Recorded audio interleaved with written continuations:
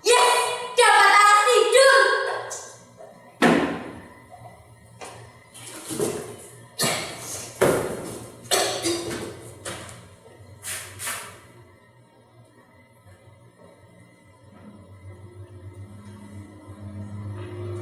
Anak perempuan itu harus pintar di dapur, harus pintar beres-beres rumah.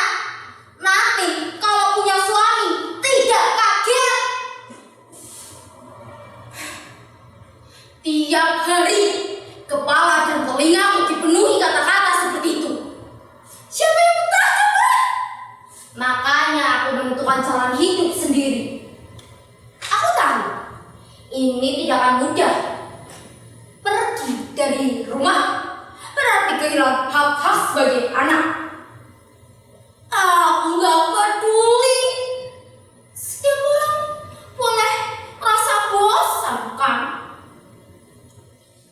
Suatu hari saat aku sedang berusaha patuh, usahaku ulang pelan-pelan agar debu tidak berterbangan.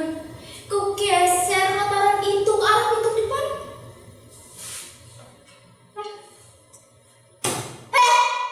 Capek banget gue kotak nama. Buang kotoran, tidak bohong ke pintu depan. Kualat. Ibaratnya kui lawang gue cakep. Maksud telo cakep. Apa sih? Dikit-dikit kualat, dikit-dikit gak pantas. Perasaan dari aku SD tidak ada definisi gamblang arti kata kualat. Tidak ada pengertiannya ya. Tapi di rumah kata kualat menjadi patokan untuk belajar moral, belajar krama. Walaupun biasanya pelajaran moral lebih sering disampaikan dengan kalimat keras yang menyakitkan. Katanya kalau meja diduduki, pantat bisa bisulan. Mana buktinya? Pantatku tetap sehat dan pada. Pantas saja ibuku tidak pernah menuntut pintar secara akademis, tidak pernah menyuruh ke kelas sana sini seperti para orang tua lainnya. Karena baginya seorang perempuan terkodrat jadi istri, punya anak, pintar masak, dan ngurus keluarga. Menjadi istri yang disayang mertua adalah kodrat tertinggi seorang perempuan.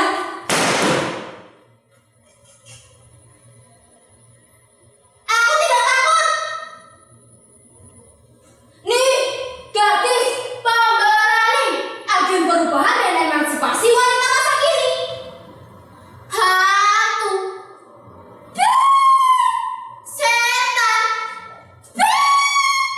pucat, cuma halusinasi. Makanya generasi sekarang ini untuk orang sepertiku, gadis belia, pejuang kesetaraan, mulai melawan pengangkangan di lingkungan terkecil dulu. Bukankah hal besar dimulai dari hal kecil? Bahkan soal makan ayam pun, seorang gadis sepertiku tidak boleh sembarangan memilih. Sepotong sayap kecil harus puas menikmati dengan alasan sayap itu akan membawaku terbang mengikuti suami.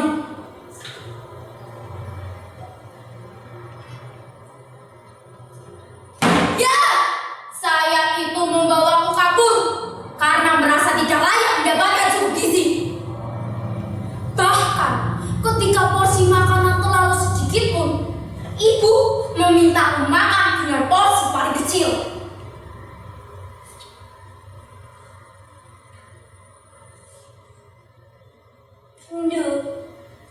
Anak perempuan itu harus kuat menahan lapar. Suatu hari, jika suamimu pulang tidak membawa apapun, kamu sudah terbiasa seperti itu. Wah! Ibu selalu membicarakan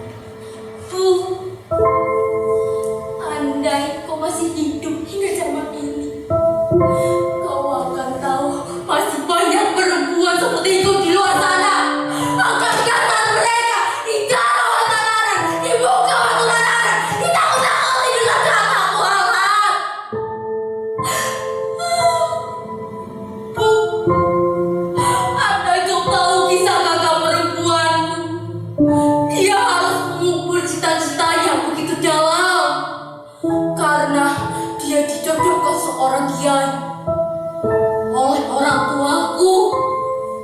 Dalihnya untuk mengangkat derajat keluarga. Itulah sebabnya aku pergi, karena usiaku 18 nanti perjodohan itu juga harus aku alami. Aku pergi untuk menyelamatkan hak dasarku